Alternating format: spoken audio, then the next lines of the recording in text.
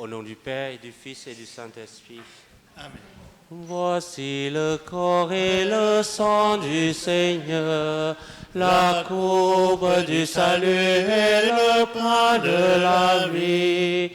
Dieu immortel se donne en nourriture pour que nous ayons la vie éternelle. Au moment de passer vers le Père, le Seigneur prit du pain et du vin pour que soit accompli le mystère qui abaisse à jamais notre foi. Voici le corps et le sang du Seigneur, la coupe du salut et le pain de la vie. Dieu immortel se donne en nourriture pour que nous ayons la vie éternelle. Dieu se livre lui-même en partage, par amour pour son peuple affamé. Il nous comble de son héritage, afin que nous soyons rassasiés. Voici le corps et le sang du Seigneur, la coupe du salut et le pain de la vie. Dieu immortel se donne en nourriture pour que nous ayons la vie éternelle. C'est la foi qui nous fait reconnaître dans ce pain et ce vin consacré la présence de Dieu notre Maître, le Seigneur Jésus ressuscité. Voici le corps et le sang du Seigneur, la coupe du salut et le pain de la vie. Dieu immortel se donne en nourriture pour que nous ayons la vie éternelle.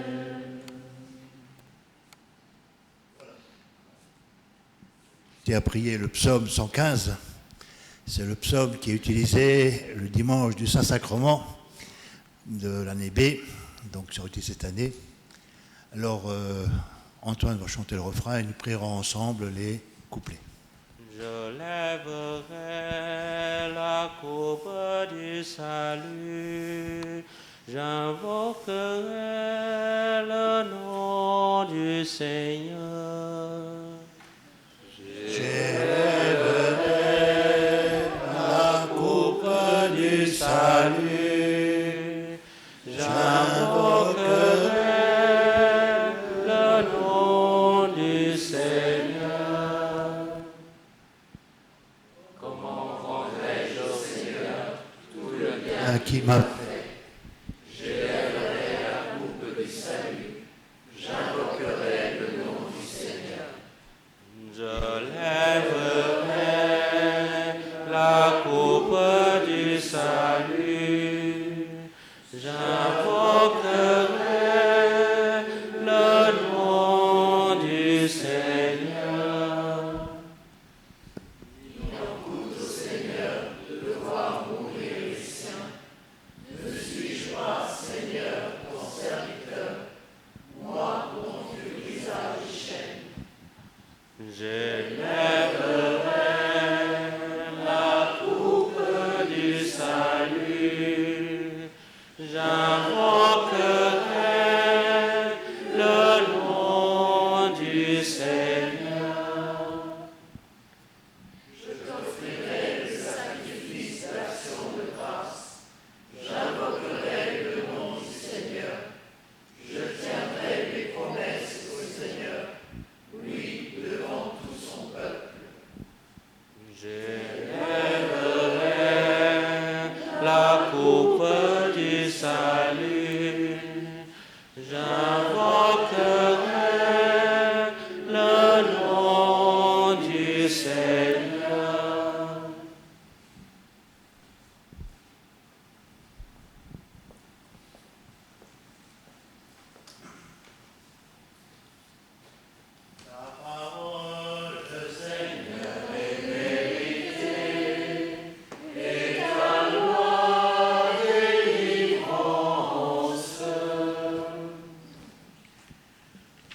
Évangile de Jésus-Christ selon saint Luc.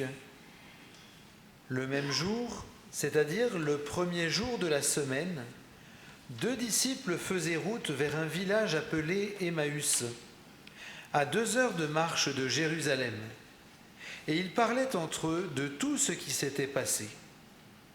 Or, tandis qu'ils s'entretenaient et s'interrogeaient, Jésus lui-même s'approcha, et il marchait avec eux. Mais leurs yeux étaient empêchés de le reconnaître. Jésus leur dit, « De quoi discutez-vous en marchant ?» Alors ils s'arrêtèrent, tout tristes. L'un des deux, nommé Cléophas, lui répondit, « Tu es bien le seul étranger résidant à Jérusalem qui ignore les événements de ces jours-ci. » Il leur dit, « Quels événements ?» Ils lui répondirent, « Ce qui est arrivé à Jésus de Nazareth, cet homme qui était un prophète, puissant par ses actes et ses paroles, devant Dieu et devant tout le peuple. Comment les grands prêtres et nos chefs l'ont livré, ils l'ont fait condamner à mort et ils l'ont crucifié. Nous espérions que c'était lui qui allait délivrer Israël. Mais avec tout cela, voici déjà le 3e jour qui passe depuis que c'est arrivé. À vrai dire, des femmes de notre groupe nous ont remplis de stupeur. Quand, dès l'aurore, elles sont allées au tombeau, elles n'ont pas trouvé son corps. Elles sont venues nous dire qu'elles avaient même eu une vision. Des anges qui disaient qu'il est vivant.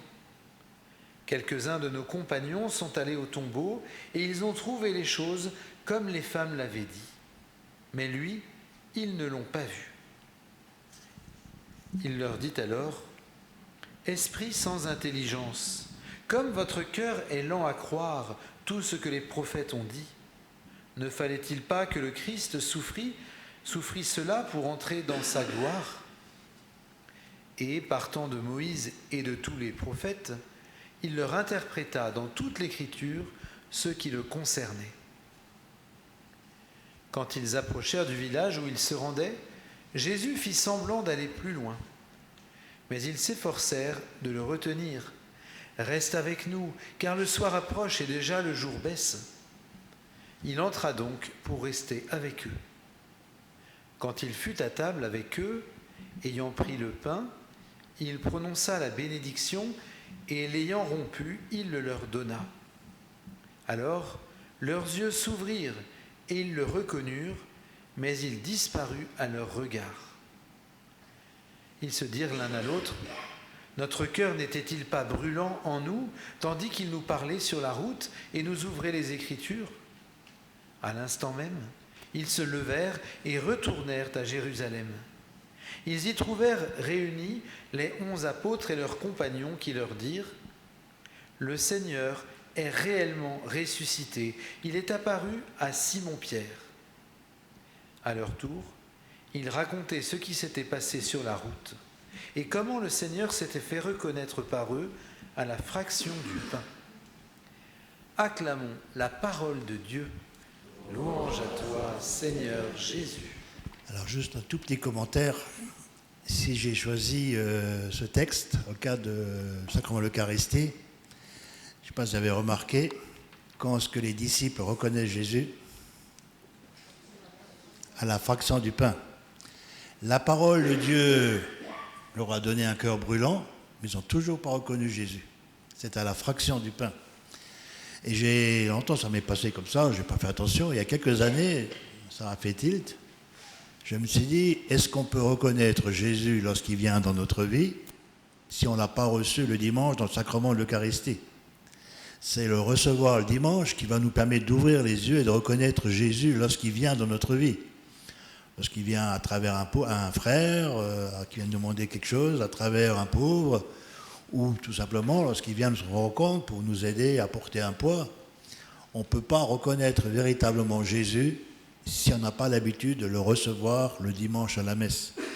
Et pour moi, tout le temps j'en parlerai aussi tout à l'heure, pour un aspect de l'évangile, enfin du sacrement, voilà, je voulais retenir ça pour que voilà, vous ayez ça en tête. C'est à la fraction du pain que les disciples ont vraiment reconnu Jésus. celui qui est venu vers eux. Voilà, on va se tourner vers le Père et prier. Notre Père, qui es aux cieux, que ton nom soit sanctifié, que ton règne vienne, que ta volonté soit faite sur la terre comme au ciel. Donne-nous aujourd'hui notre pain de ce jour. Pardonne-nous nos offenses, comme nous pardonnons aussi à ceux qui nous ont offensés. Et ne nous laisse pas entrer en tentation, mais délivre-nous du mal. Car c'est à toi qu'appartiennent le règne, la puissance et la gloire, pour les siècles des siècles. Amen.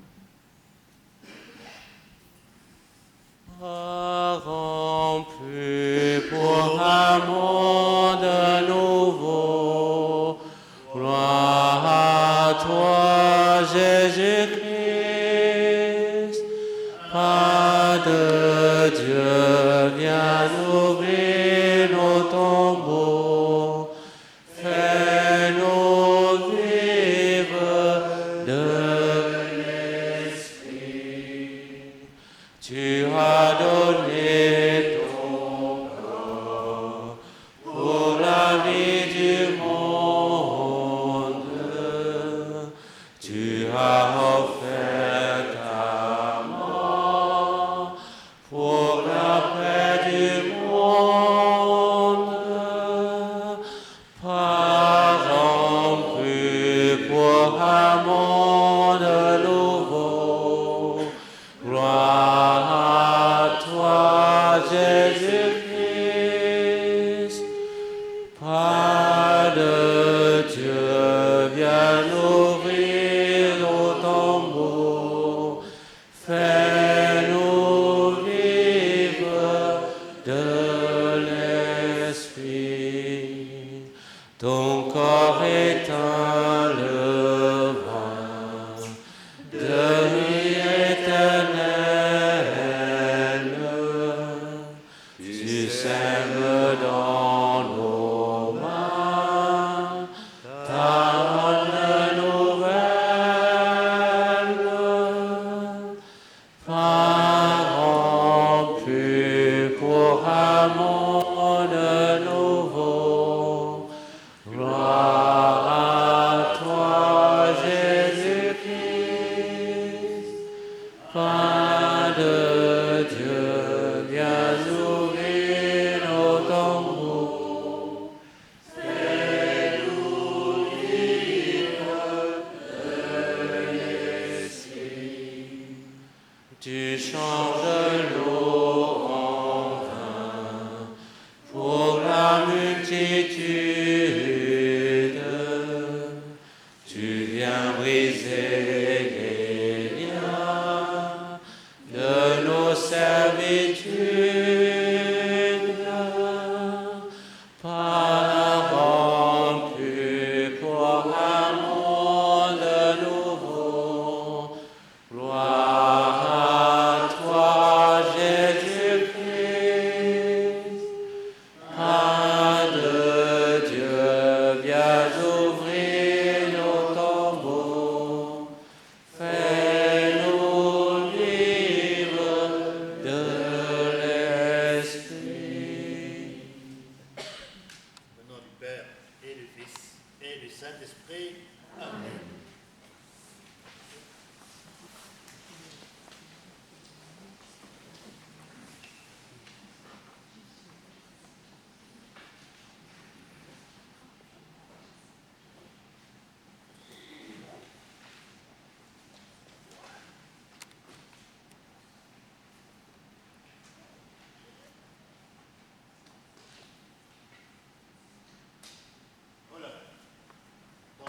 Et pour le thème de formation, on a choisi l'Eucharistie, parce que c'était une demande des années précédentes. Alors, il y a 5 séances. Donc, aujourd'hui, ça va être un peu théologique. Voilà, enfin, tout est théologique. Mais on va voir ce qu'est l'Eucharistie. Et ensuite, les prochaines soirées, on verra les 4 étapes de la messe. Donc, je rappelle, c'est l'accueil, l'ouverture, La deuxième, c'est la liturgie de la parole de Dieu, la liturgie eucharistique, et la dernière, la plus courte mais la plus longue en même temps, l'envoi. D'accord? Donc on verra les autres fois, on insistera plus sur ce qu'est les différents rites de la messe, quel est le sens des différents rites. Alors aujourd'hui, on va voir un petit peu ce qu'est le sacrement de l'Eucharistie. Alors Raphaël et Grégoire m'avaient proposé de regarder le MOOC, je suis allé voir le MOOC de la messe. Alors je vous ai mis la référence internet sur la feuille à la fin. C'est très bien, hein. Voilà. Mais il y a tellement de choses, et ça revient tout le temps, et c'est redit à différentes reprises. C'est un peu compliqué pour une soirée où il ne faut pas trop s'attarder non plus, quoi. Mais je peux que vous conseiller, si vous avez le temps, de suivre ce MOOC à votre rythme, hein. Il y a des vidéos qui abordent différents aspects de la messe. Ça peut être un complément de ce qui est dit aujourd'hui. Voilà, donc ça je tiens à le dire. Voilà. Donc pour faire le truc, je suis retourné à mon vieux catéchisme de l'Église catholique. Hein. Voilà. Comme ça, on peut choisir, j'ai pu choisir les canons les plus essentiels, à mes yeux. Hein. Il y a d'autres choses qu'on pourrait dire, mais bon, à un moment donné, il faut réduire, hein, parce qu'il y aurait tellement de choses à dire que, voilà, il faut réduire à un moment donné. Donc le premier canon, voilà, on pourrait s'arrêter avec ça, hein. Tout est dit là. Le canon 1323, notre Sauveur à la dernière scène, la nuit il fut livré, institua le sacrifice eucharistique de son corps et de son sang, pour perpétuer le sacrifice de la croix au long des siècles, jusqu'à ce qu'il vienne, et pour confier à l'Église, son épouse bien-aimée, le mémorial de sa mort et de sa résurrection, le sacrement de l'amour, qui est sacrement de l'amour, signe de l'unité, lien de la charité, banquet pascal dans lequel le Christ est reçu en nourriture, l'âme est comblée de grâce et le gage de la gloire future nous est donné. Voilà, ce petit canon résume tout ce qu'est la messe. Et maintenant, on va détailler un petit peu chaque aspect de ce qui a été dit là.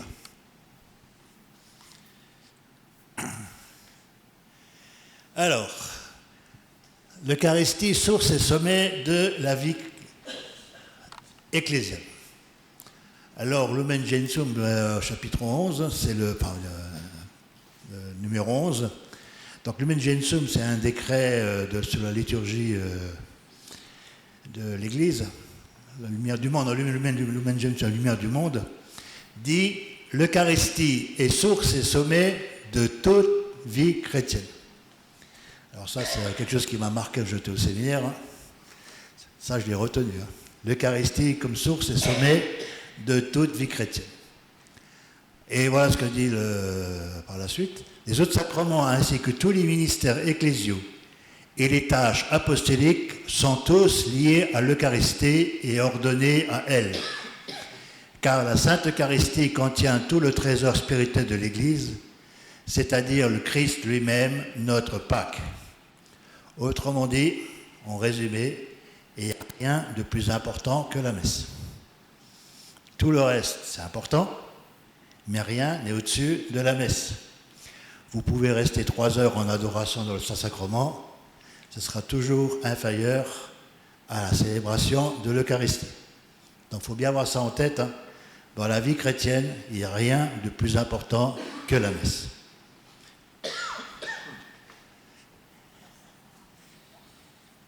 Alors, une vie chrétienne, c'est quoi? Alors, vie chrétienne, ça consiste à vivre en communion d'amour avec Jésus, dans un cœur à cœur, hein, une union d'amour, vivre selon ses commandements. Voilà, on ne peut pas être chrétien si on ne suit pas l'Évangile. Pour recevoir sa vie et sa force, c'est se laisser nourrir par Jésus, hein, pour être capable justement de grandir en lui. Et le but final, bien sûr, c'est pour qu'il nous aide à réussir notre vie éternelle avec le Père. Donc notre but, c'est de vivre pour toujours avec Dieu, de rejoindre Dieu. Et ça passe par Jésus. Hein. Je ne vais pas refaire « Je suis le chemin, la vérité et la vie, personne ne va vers le Père sans passer par moi ». Donc Jean 14, verset 6. Donc Jésus, c'est vraiment le passage central. Et donc, être chrétien, c'est vivre avec Jésus, selon ses commandements, en se laissant nourrir par lui, pour être en mesure de réussir sa vie avec Dieu. Alors, on dit que l'Eucharistie est source de la vie chrétienne, car c'est en elle que l'on reçoit, ça c'est mon commentaire à moi, hein.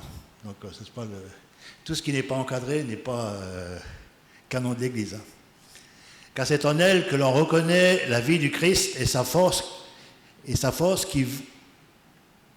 qui vont nous comprendre, qui vont nous permettre de reconnaître Jésus lorsqu'il passe dans nos vies. Donc ça, c'est pour ça que j'ai choisi l'évangile des disciples d'Emmaüs. On n'est pas capable de reconnaître Jésus dans sa vie lorsqu'on ne va pas à la messe. Comme une fois on m'a dit, où qu'il est ton Jésus? Moi, je ne le vois pas, je n'ai rien fait pour moi. Chaque fois, je réponds, tu vas à la messe? Non, j'ai pas autre chose à faire. T'étonne pas de ne pas le reconnaître de ce qui vient dans ta vie. On ne peut pas reconnaître Jésus lorsque on ne le reçoit pas à la messe le dimanche. De résister au péché et de vivre fidèlement selon l'Évangile, vouloir vivre une vie sans péché, sans l'aide de Jésus, c'est même pas la peine d'essayer de commencer. Ça ne sert à rien, on n'y arrivera pas. Nous mettre au service de son prochain, voilà, et d'annoncer l'Évangile. Jésus vient pour nous donner la force de vivre cela. Et sans Jésus, on n'arrive à rien. Voilà.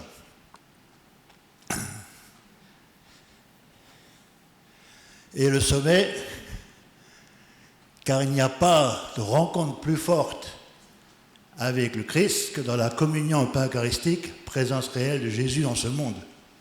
Voilà, comme je l'ai dit, vous pouvez rester 1 heure dans le Saint-Sacrement, ça ne sera jamais aussi fort que la communion eucharistique.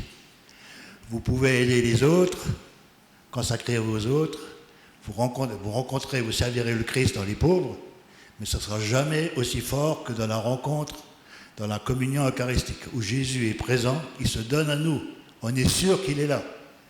Et donc c'est vraiment le sommet de la vie chrétienne, si c'est vivre avec le Christ, le sommet de la vie chrétienne, c'est la communion eucharistique. Voilà.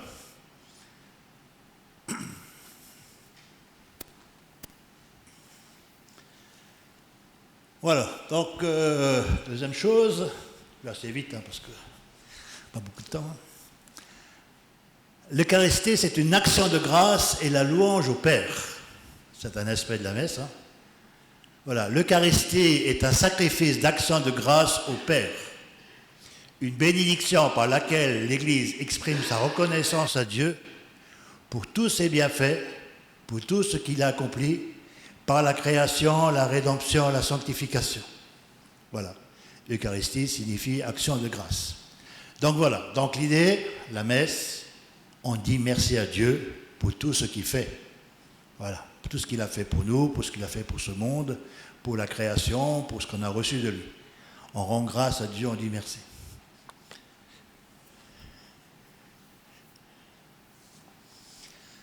L'Eucharistie est aussi le sacrifice de louange par lequel l'Église chante la gloire de Dieu au nom de toute la création.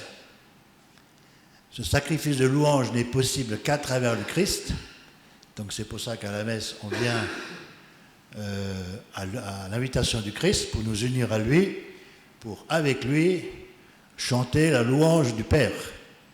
Le sacrifice de louange n'est possible qu'à le Christ. Il unit les fidèles à sa personne, à sa louange et à son intercession.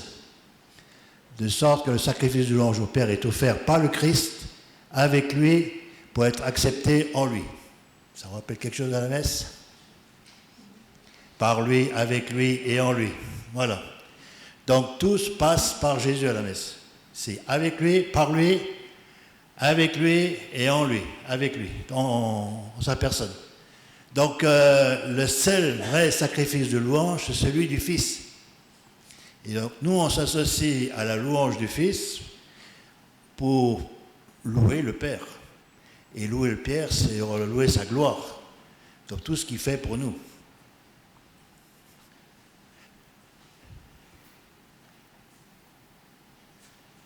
Alors, l'Eucharistie, mémorial sacrificiel du Christ et de son corps, l'Église. Alors, l'Eucharistie est le mémorial de la Pâque du Christ. L'actualisation et l'offrande sacramentelle de son unique sacrifice dans la liturgie de l'Église qui est son corps, dans toutes les prières eucharistiques, nous trouvons, après les paroles d'institution, une prière qu'on appelle anamnèse ou mémorial. Donc j'ai pris celle de la prière eucharistique 2, qui dit, c'est juste après qu'on ait chanté, que le prêtre ait consacré le pain et le vin, et qu'on a chanté « Il est grand le mystère de la foi », le prêtre reprend en disant « En faisant ici mémoire de la mort et de la résurrection de ton Fils, nous t'offrons, Seigneur, le pain de la vie et la coupe du salut, et nous te rendons grâce, car tu nous as estimés dignes de nous tenir devant toi pour te servir. » Donc, dans toutes les prières eucharistiques, il y a cette prière, avec d'autres mots, mais vous pouvez écouter par la suite, les messes, d'autres messes. Voilà, toutes les prières ont pris ça. Alors, c'est quoi faire mémoire? Quand l'Église célèbre l'Eucharistie, elle fait mémoire de la Pâque du Christ. Et celle-ci devient présente. Le sacrifice que le Christ a offert une fois pour toutes sur la croix demeure toujours actuel. Toutes les fois que le sacrifice de la croix par lequel le Christ, notre Pâque, a été immolé, se célèbre sur l'autel, l'œuvre de notre rédemption s'opère. Alors, ça veut dire quoi? Ça veut dire que quand on fait mémoire, on ne se rappelle pas du passé. On vit le moment présent où le Christ meurt sur la croix et ressuscite. Au moment où le Christ partage le pain, fait la fraction du pain la veille avec ses apôtres. On est rendu présent à ce moment-là. Donc on ne célèbre pas une nouvelle messe, c'est toujours la même messe qui est célébrée. C'est la messe du jeudi saint au soir, c'est vrai par le Christ, c'est toujours la même messe qui est célébrée. Ce n'est pas des messes, nouvelle messe. C'est toujours la même messe qui est célébrée. D'accord? Et donc c'est la messe du Christ qui est célébrée, c'est la mort du Christ auquel on est présent, on est au pied de la croix, quand on célèbre la messe, et on est devant le tombeau ouvert pour la résurrection. On est présent à ce moment-là.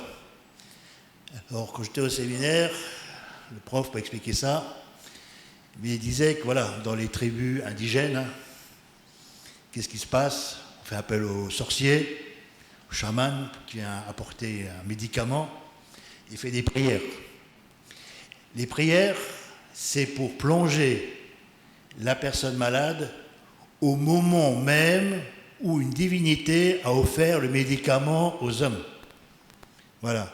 C'est-à-dire que ce moment-là, c'est pas juste pour un truc, c'est le chaman rend présent le moment où la divinité a donné le médicament aux hommes pour les soigner. Et c'est ça qui rend le médicament efficace. Donc nous, à la messe, c'est pareil. On est plongé au moment même où Jésus donne sa vie, ressuscite, célèbre l'Eucharistie avant. Donc c'est actualisé, quoi. On ne se souvient pas et on ne répète pas. On est plongé au moment même. Voilà. Donc, parce que quand on dit faire mémoire, nous, c'est dire, on se rappelle. Bien sûr qu'on se rappelle ce qu'il a fait, mais au moment où on célèbre l'Eucharistie, on est plongé au moment même. C'est bon? Je raconte pas trop de bêtises. C'est bon jusqu'à maintenant? Tu interviens, hein? Quoi? Bah ouais, mais bon, c'est pour expliquer comment, voilà, que même ça s'intéresse partout, ça. C'est pas une invention de l'Église catholique ou le truc, voilà, c'est quelque part, on revit le moment important, quoi. On ne revit pas, on vit le moment important. Alors, parce qu'elle est le mémorial de la Pâque du Christ, l'Eucharistie est aussi un sacrifice. Le caractère sacrificiel de l'Eucharistie est manifesté par les paroles même de l'institution. Voilà. Ceci est mon corps qui va être donné pour vous. Cette coupe de l'Alliance, nouvelle Alliance, en mon sang, qui va être versée pour vous. Voilà. D'accord? Donc c'est bien Jésus qui sacrifie sa vie, qui accepte de donner sa vie pour nous sauver. Il est l'agneau pascal. Il est l'agneau qui va éviter au fils d'Abraham, Isaac, d'être sacrifié par son père. Il est l'agneau qui prend tous les péchés de nous, des hommes, sur le dos, et qui va porter ses péchés sur la croix pour nous en libérer. Donc c'est quand on célèbre la messe, on célèbre le sacrifice de la croix. On est devant la croix. Voilà.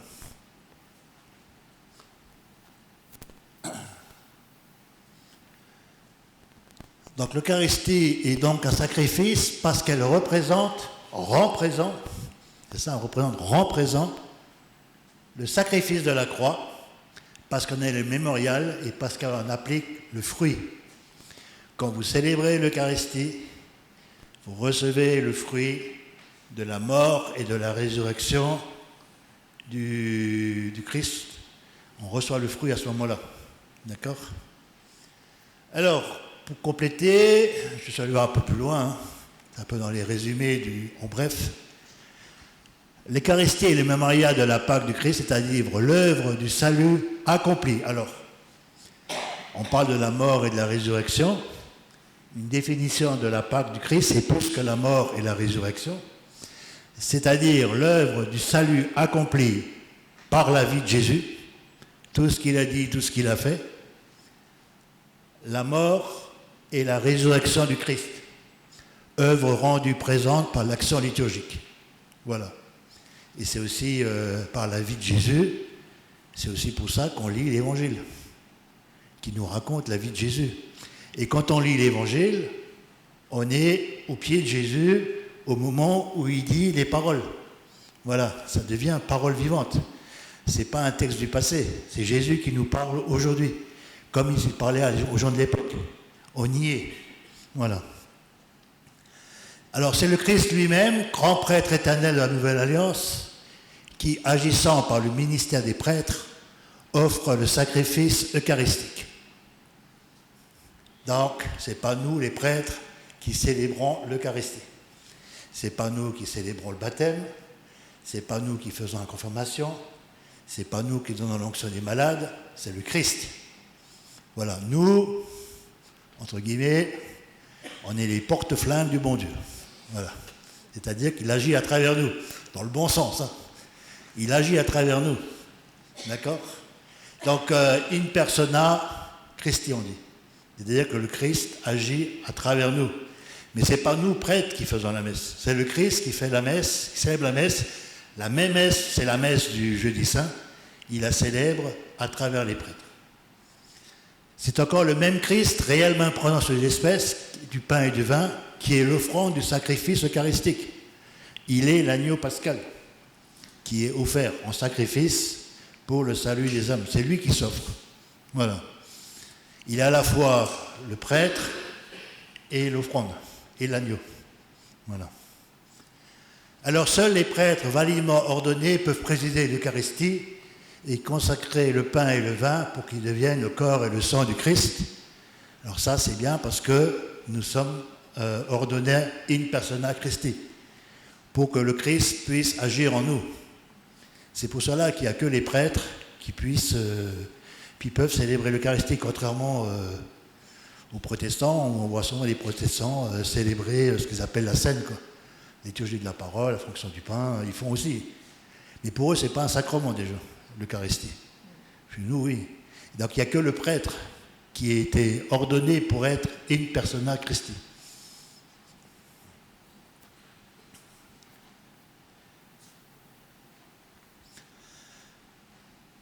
Alors, l'Eucharistie est également le sacrifice de l'Église. Alors, l'Église, qui est le corps du Christ, participe à l'offrande de son chef, qui est Jésus. Avec lui, elle est offerte elle-même tout entière. Elle s'unit à son intercession auprès du Père pour tous les hommes. Donc, ce qu'on fait à prière universelle, hein, par exemple. On prie pour tous les hommes, comme le Christ prie pour les hommes. Dans l'Eucharistie, le sacrifice du Christ devient aussi le sacrifice des membres de son corps, donc chacun d'entre nous. Hein. La vie des fidèles, leurs louanges, leurs souffrances, leurs prières, leur travail sont unis à ceux du Christ et à sa totale offrande et acquièrent ainsi une valeur nouvelle. Voilà, donc c'est-à-dire que tout ce que nous faisons, c'est aussi un sacrifice qu'on fait à Dieu. Voilà. C'est comme ça qu'il faut comprendre la quête. Par exemple, on se prive d'argent pour permettre la mission de l'Église.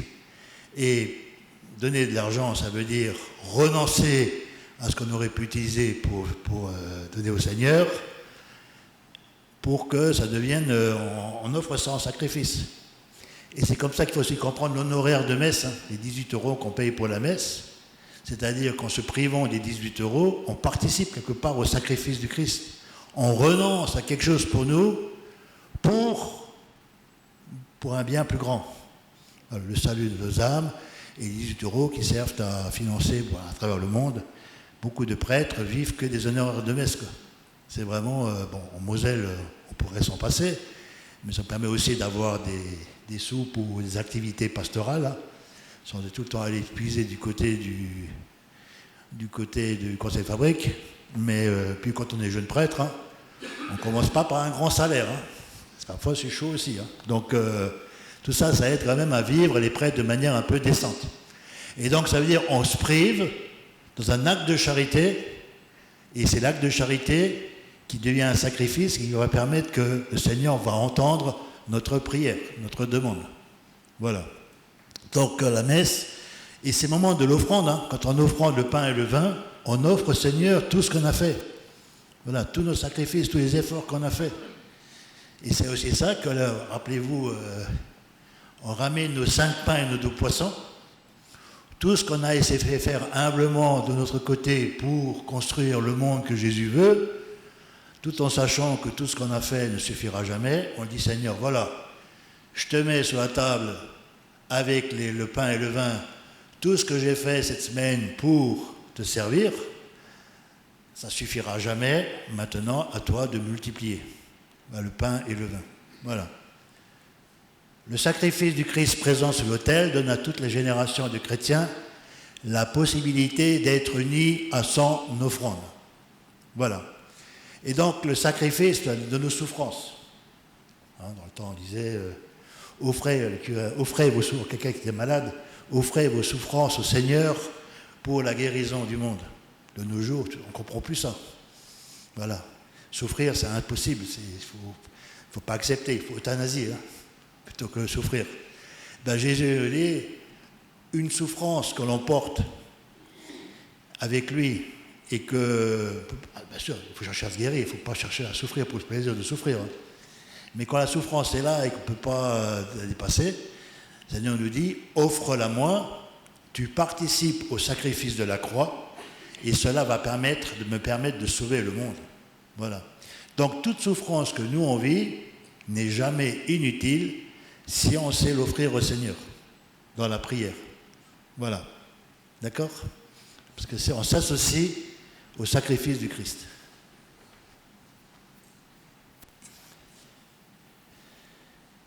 Alors, l'Eucharistie, la présence du Christ par la puissance de sa parole et de l'Esprit Saint. Donc, Christ Jésus qui est mort, qui est ressuscité, qui est à la droite de Dieu, qui intercède pour nous, est présent de multiples manières à son Église. Il est présent dans sa parole. Il est présent dans la prière de l'Église. Là où 2 ou 3 sont rassemblés en mon nom, je serai présent au milieu d'eux. Dans les pauvres, les malades, les prisonniers. Tout ce que l'avez fait à l'un de ces petits qui sont mes frères, c'est à moi que vous l'avez fait. Dans les sacrements, dans les autorités de l'auteur. Dans le sacrifice de la messe et dans la personne du ministre. Quand le prêtre célèbre qu'il a remis les affaires sacerdotaux, quand il est au Cora, c'est pas sûr que vous rencontrez Jésus présent. Hein. Voilà. Là, c'est le prêtre en tant qu'humain. Mais une fois que le prêtre célèbre et qu'il y a des trucs, c'est le Christ qui célèbre à travers lui. Donc le Christ est présent. C'est pour ça aussi que lorsque le prêtre entre en procession dans l'église, on se met debout. Pas pour accueillir le prêtre, mais pour accueillir le Christ, in persona Christi dans le prêtre. Mais au plus haut point, sous les espèces eucharistiques. Donc c'est dans la communion au pain et au vin du Christ, c'est là qu'il est le présent. Parce qu'il a promis d'être là. Le mode de présence du Christ sous les espèces eucharistiques est unique. Il élève l'Eucharistie au-dessus de tous les sacrements et en fait comme la perfection de la vie spirituelle et la fin à laquelle tendent tous les sacrements. Ça revient aux sources et sommets de la vie chrétienne. Dans le très saint sacrement de l'Eucharistie sont contenus vraiment, réellement et substantiellement le corps et le sang, conjointement avec l'âme et la divinité de notre Seigneur Jésus-Christ. Et par conséquent, le Christ tout entier. Quand vous communiez au corps du Christ, c'est Jésus que vous recevez. Il est présent entièrement dans l'Eucharistie. Cette présence, on la nomme réelle, non à titre exclusif, comme ces autres présences n'étaient pas réelles. Quand le prêtre célèbre, le Christ est présent. Quand on a 2 ou 3, le Christ est présent. Voilà. C'est réel aussi, mais par excellence, parce qu'elle est substantielle. Et que par elle, le Christ, homme et Dieu, se rend présent tout entier. Voilà. Donc c'est vraiment la présence du Christ dans l'Eucharistie, dans la communion, dans le pain eucharistique, dans le vin eucharistique, c'est vraiment sa présence. Il est là. Voilà. C'est pas une image. C'est pas un symbole. Il est vraiment là. Et la présence eucharistique du Christ commence au moment de la consécration et dure aussi longtemps que les espèces eucharistiques subsistent. Voilà. Donc tant que le pain eucharistique est du pain, ça reste le corps du Christ. Alors à la fin de la messe, vous voyez le prêtre qui verse de l'eau dans le calice et qui met les miettes dedans. Ben, c'est pour détruire les espèces. Voilà. Il y a toujours des miettes. Ben, une miette d'hostie, c'est le Christ présent, quoi. Vous n'allez pas ranger ça au sacristie, le Christ présent. Donc vous mettez tout ça dans le calice, vous mettez de l'eau, vous détruisez les espèces, et le vin n'est plus le sang du Christ, parce que c'est plus du vin, et le pain n'est plus le corps du Christ, parce que c'est plus du pain. Voilà. C'est pour ça qu'on fait ce geste. Voilà. Le Christ est tout entier présent dans chacune des espèces, et en tout entier dans chacune de leurs parties, de sorte que la fraction du pain ne divise pas le Christ. Vous voyez, quand le prêtre casse l'hostie en 4, là, à l'autel, la grande hostie, ça ne donne pas 4 Jésus. Voilà. Ce n'est pas les 4 bouts de Jésus. C'est Jésus dans chaque espèce.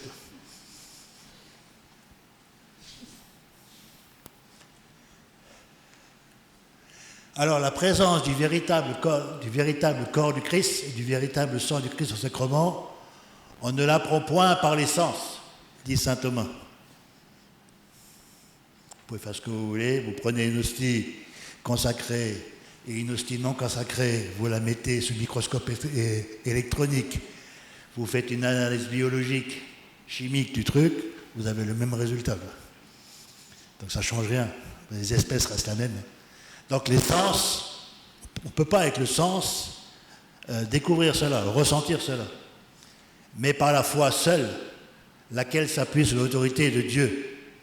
C'est pourquoi, en commentant le texte de Saint Luc 22,12, « Ceci est mon corps qui sera livré pour vous », Saint Cyril d'Alexandrie, un des pères de l'Église, déclare « Ne va pas te demander si c'est vrai, mais accueille plutôt avec foi les paroles du Seigneur, parce que lui, qui est vérité, ne ment pas. C'est lui qui a dit « Ceci est mon pain », la veille de sa mort, « Ceci est mon corps », ceci est mon sang.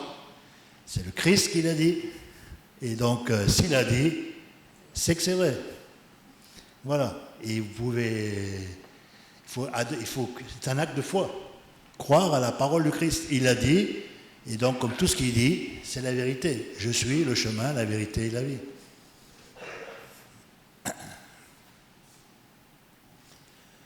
Alors, l'Eucharistie comme banquet pascal. On appelle l'Eucharistie repas du Seigneur parce qu'il s'agit de la scène. C'est la même Eucharistie. Il n'y a pas une nouvelle. Hein. C'est-à-dire, quand on célèbre l'Eucharistie, c'est toujours la même Eucharistie que le Seigneur a célébrée la veille de sa mort avec les apôtres. Voilà. Parce que c'est la scène que le Seigneur a pris avec ses disciples la veille de sa passion. Et que l'anticipation du repas des noces de l'agneau et de l'anticipation des repas des noces de l'agneau dans la Jérusalem céleste. On verra ça tout à l'heure pour ce qui est de l'anticipation. Le Seigneur, ayant aimé les siens, les aima jusqu'à la fin, sachant que l'heure était venue de partir de ce monde pour retourner à son Père au cours du repas. Alors, est-ce qu'on va faire ça jeudi saint? Alors, lava les pieds et leur donna le commandement de l'amour. Voilà, ça c'est un aspect du jeudi saint. Jésus nous invite à nous mettre au service des autres.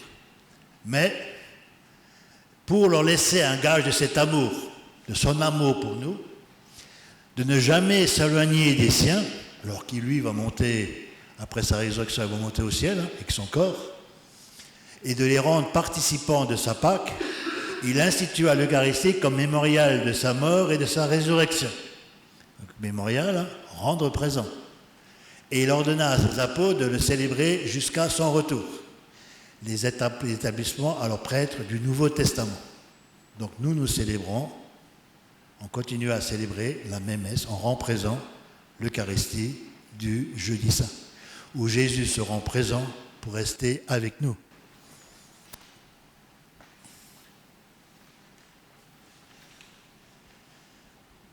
Le passage de Jésus à son Père par sa mort et sa résurrection, la Pâque nouvelle est anticipée dans la scène et célébrée dans l'Eucharistie qui accomplit la Pâque juive et anticipe la Pâque finale de l'Église dans la gloire du royaume. Je ne vais peut-être plus passer parce qu'on en parlera après.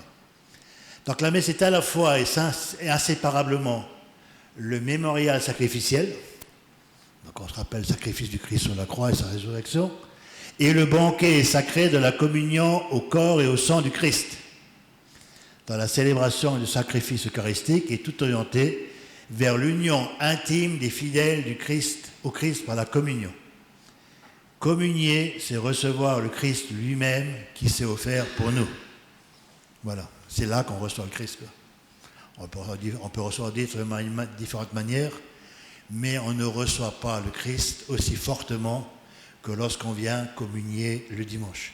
C'est Jésus qui vient en nous. Voilà. Il est le mendiant qui frappe à la porte.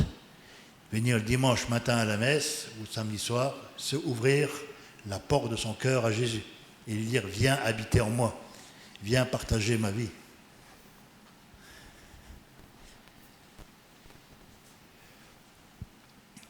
Voilà, un petit mot sur l'autel. Alors l'autel dure alors, marquez un peu le respect qui est dû à l'autel. Voilà, j'ai vu au mariage des invités grimper sur l'autel pour avoir une belle vue plongeante sur le mariage pour prendre de belles photos. Voilà. Comprendre que quand j'ai vu ça, je me suis arrêté illico et presto et j'ai demandé de descendre tout de suite. Sinon, moi je partais. Voilà. Ou alors, j'ai vu aussi des prêtres. Il y avait un concert, un prêtre qui avait un concert, un truc.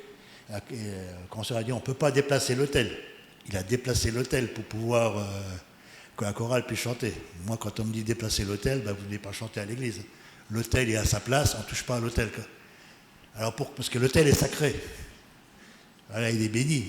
Donc l'autel autour duquel l'église est rassemblée dans la célébration de l'Eucharistie représente les deux aspects d'un même mystère. L'autel du sacrifice et la table du Seigneur. Voilà, on va rappeler Moïse, Abraham, qu'est-ce qu'il fait? Il monte en colline et il construit un autel pour sacrifier son fils. C'est l'autel au temple de Jérusalem, il y avait un autel où on sacrifiait les animaux. Voilà, donc l'autel où le Christ est sacrifié. Et la table du Seigneur, celle-là, autour du repas de la scène, il se donne son corps en nourriture. Et ceci est d'autant plus que l'autel chrétien est le symbole du Christ lui-même, présent au milieu de l'assemblée de ses fidèles, à la fois comme la victime offerte pour notre réconciliation et comme aliment céleste qui se donne à nous. Grâce à la présence sacramentelle du Christ sous chacune des espèces, alors ça oui, important, pourquoi on ne peut pas communier au vin, nous? Voilà. La communion à la seule espèce du pain permet de recevoir tout le fruit de grâce de l'Eucharistie. Voilà, c'est pas parce que vous ne communiez pas au sang du Christ que vous ne recevez pas entièrement le Christ. Voilà. Pour des raisons pastorales, cette manière de communier s'est légitimement établie comme la plus habituelle dans le rite latin.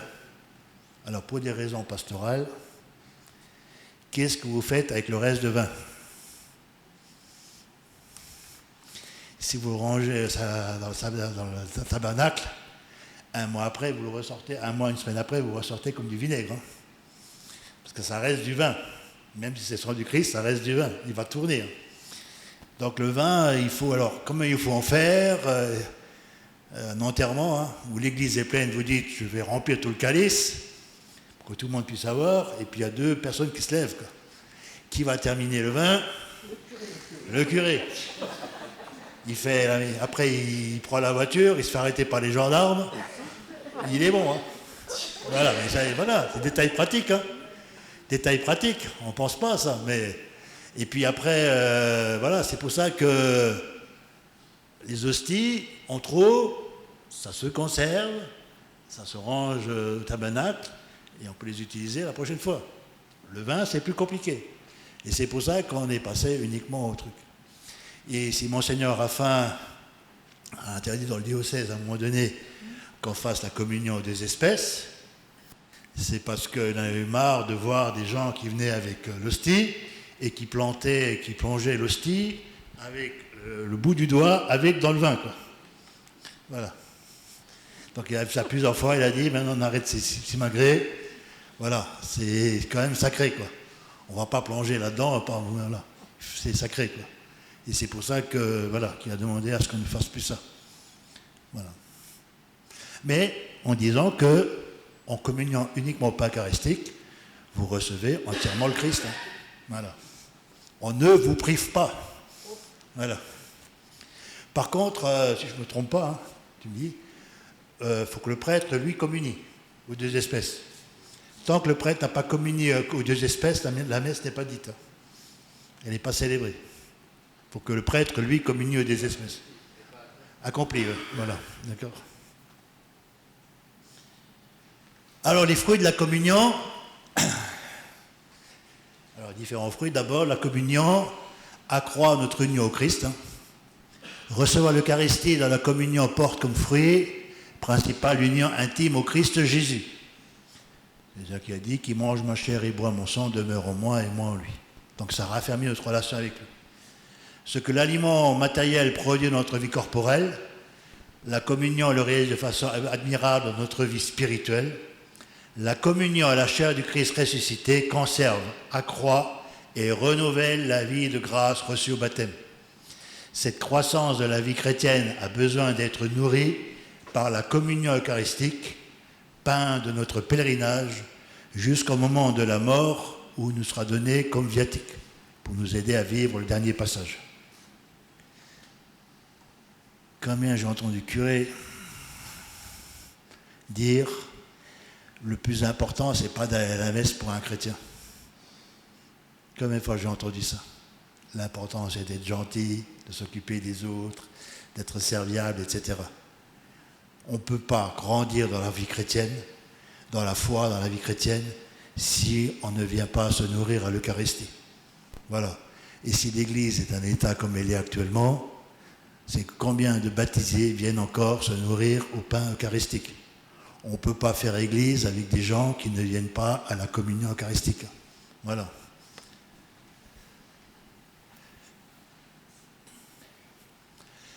La communion nous sépare du péché. Le corps du Christ que nous recevons dans la communion est livré pour nous, et le sang que nous buvons est versé pour la multitude en rémission des péchés. C'est pourquoi l'Eucharistie ne peut pas nous unir au Christ sans nous purifier en même temps des péchés commis et nous préserver des péchés futurs. Donc quand vous célébrez l'Eucharistie, vos péchés sont aussi pardonnés. Voilà. Pour une partie. Hein. Voilà. Et puis, préserver le péché futur donne la force de résister au péché. Quoi. Alors là aussi, hein, discuter avec une dame avant, on a l'impression que de nos jours, le péché est partout. Hein. Ben, quand il n'y a plus d'Eucharistie, hein, quand on ne vient pas se nourrir au Christ, c'est difficile de résister au péché. Hein. Comme la nourriture corporelle sert à restaurer la perte des forces, l'Eucharistie fortifie la charité qui, dans la vie quotidienne, tend à s'affaiblir. Et cette charité vivifiée efface les péchés véniels. Donc c'est l'amour qu'on a pour Dieu et pour les autres, parce que c'est ça la charité. Aimer Dieu de tout son cœur et son frère et les autres par amour de Dieu, c'est ça qui efface les péchés. C'est l'amour qui efface le péché. En se donnant à nous, le Christ ravive notre amour et nous rend capables de rendre les attachements désordonnés aux créatures et de nous enraciner en lui. Voilà. On est en plein carême. Tous les efforts qu'on fait, c'est de rompre les attachements désordonnés aux créatures, aux choses de ce monde, pour nous tourner davantage vers Jésus. Donc l'Eucharistie, c'est vraiment aussi que c'est qui sert à faire cela. Par la même charité qu'elle allume en nous, l'Eucharistie nous préserve des péchés mortels futurs. Voilà. Plus nous participons à la vie du Christ et plus nous progressons dans son amitié, plus il nous est difficile de rompre avec lui par le péché mortel. C'est-à-dire qu'on va éviter, par amour pour Jésus, de nous couper de lui, quoi. Ça va quelque part, quand on aime vraiment le Christ, on n'a pas envie de faire un péché mortel, quoi. On n'a pas envie d'être coupé de lui. L'Eucharistie n'est pas ordonnée au pardon des péchés mortels. L'Eucharistie ne nous obtient pas le pardon des péchés mortels. Hein. Jamais. Hein. Et au contraire, c'est sacrément la réconciliation. Et on ne peut recevoir la communion que si on n'est pas en état de péché mortel. Hein. Voilà. C'est le sacrement de ceux qui sont dans la pleine communion de l'Église. Quand on fait un péché mortel, on n'est plus dans la pleine communion de l'Église. Hein. Voilà.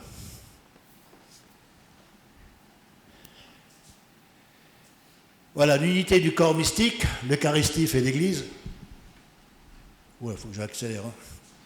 Bon, allez, en gros, plus vous communiez, plus vous serez frères avec vos autres frères. La communion eucharistique crée aussi la fraternité entre nous chrétiens, l'unité. Jésus a prié pour que les chrétiens soient unis. C'est en célébrant l'Eucharistie qu'on vit, quand l'unité entre chrétiens se fait. Voilà.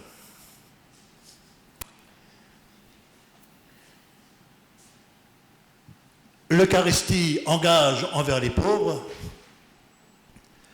Alors je vais lire Saint Jean Chrysostome, hein, c'est-à-dire quand on vient à l'Eucharistie, quand on reçoit Jésus, qu'est-ce qu'il fait Jésus? Il nous envoie vers les autres, et tout particulièrement les plus pauvres, les trucs. C'est pour ça, j'ai une photo avec ma mère Teresa, elle faisait toujours à soigner les pauvres, toujours par amour pour Jésus, quoi. Et voilà. Tu as goûté au sang du Seigneur, Saint Jean Chrysostome, hein, grand évêque, grand prédicateur, bouche d'or. Tu as donné au sang du Seigneur et tu ne reconnais pas même ton frère. Tu déshonores cette table même en ne jugeant pas digne de partager ta nourriture celui qui a été jugé digne de prendre part à cette table. Le pauvre qui est à côté de toi, qui a communié avec toi, tu le méprises, quoi. Tu ne l'aides pas, tu le mets de côté. Dieu t'a libéré de tous tes péchés et t'y a invité, et toi, pas même alors, tu n'es pas devenu plus miséricordieux. Voilà. Communier le dimanche au service aussi des pauvres, quoi. De ceux qui souffrent, ça aller vers eux, les aider à se libérer. On verra aussi, le quatrième point, c'est une des missions aussi. Hein. Alors, l'Eucharistie, un gage de gloire future.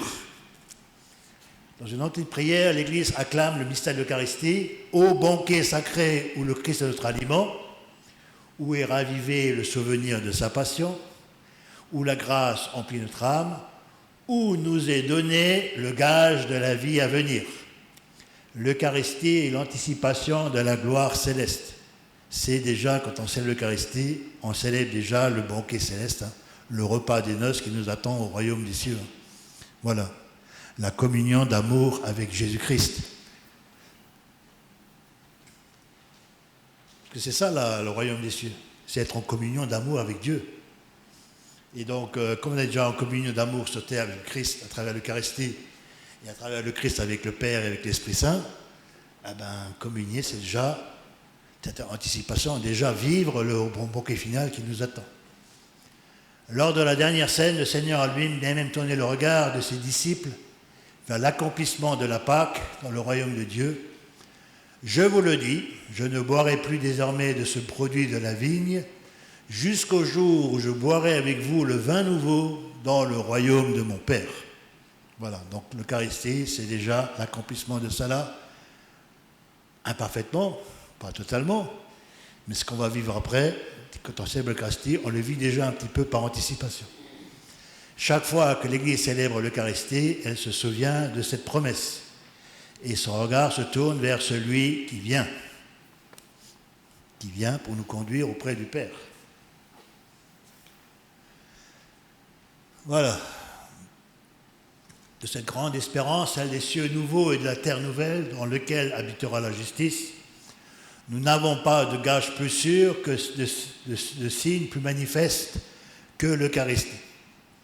En effet, chaque fois qu'est célébré ce mystère, l'œuvre de notre rédemption s'opère, c'est-à-dire on est libéré du péché, de tout ce qui empêche de vivre avec Dieu et de la mort, et nous rompons un même pain qui est remède d'immortalité, antidote pour ne pas mourir et pour vivre en Jésus-Christ pour toujours.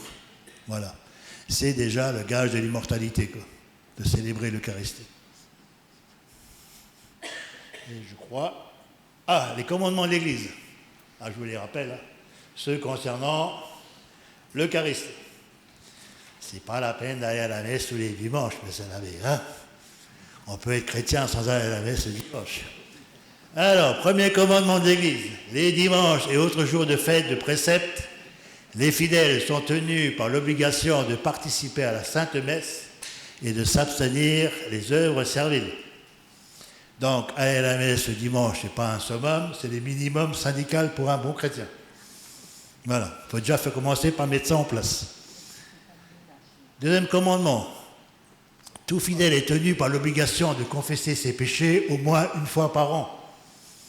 Alors ça, je le relie à l'Eucharistie, parce que le commandement assure la préparation à l'Eucharistie par la réception du sacrement des... Donc pour être en mesure de célébrer dignement l'Eucharistie, il faut quand même de temps en temps demander pardon officiellement à Dieu par le sacrement de la réconciliation. C'est en lien avec l'Eucharistie.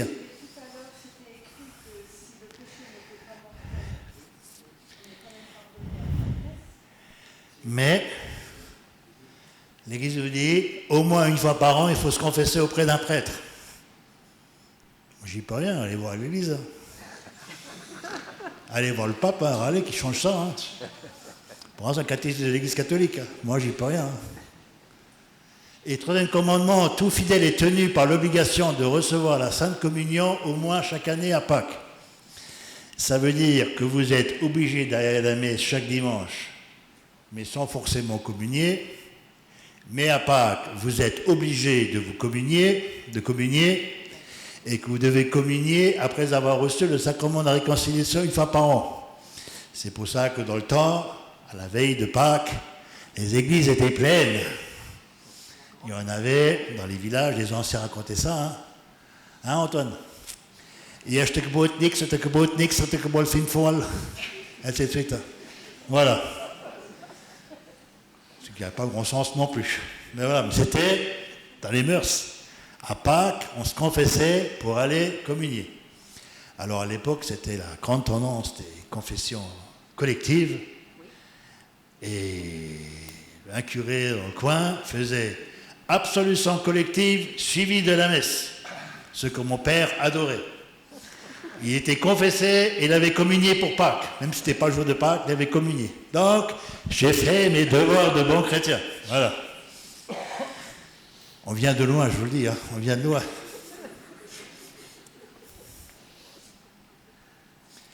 Alors, on va se faire une petite équipe. On va prendre 20 minutes. Hein. C'est un peu long, hein. Je savais que c'était un peu long parce qu'il y a beaucoup de choses à dire. La prochaine fois, ce sera, j'espère, un peu plus court. Alors, 3 questions. D'abord, qu'est-ce que j'ai découvert sur l'Eucharistie? Voilà, peut-être des choses que vous avez découvertes que vous ne connaissez pas. Ensuite, quels sont les points qui restent flous que je n'ai pas compris? Donc, après le temps de partage, on revient en grande équipe, vous pourrez éventuellement poser telle ou telle question auquel on essaiera de répondre. Et puis, hein, nous sommes dans une église missionnaire. Voilà. Quels arguments, ou je ne sais pas quoi, je n'ai pas trouvé d'autres termes, hein, vais-je utiliser pour essayer de convaincre mon entourage de l'importance de la messe dominicale pour une vie vraiment chrétienne? Parce que les gens le disent, pas besoin d'aller à la messe pour être un bon chrétien. Pas besoin d'aller à la messe. Qu'est-ce que les arguments vous allez pouvoir utiliser pour dire non, la messe, c'est capital. Pour la vie d'un chrétien, c'est capital. On ne peut pas vivre en chrétien sans la célébration de l'Eucharistie dominicale. Voilà. OK? Voilà, on peut faire 3 groupes, je pense. Hein, c'est bon.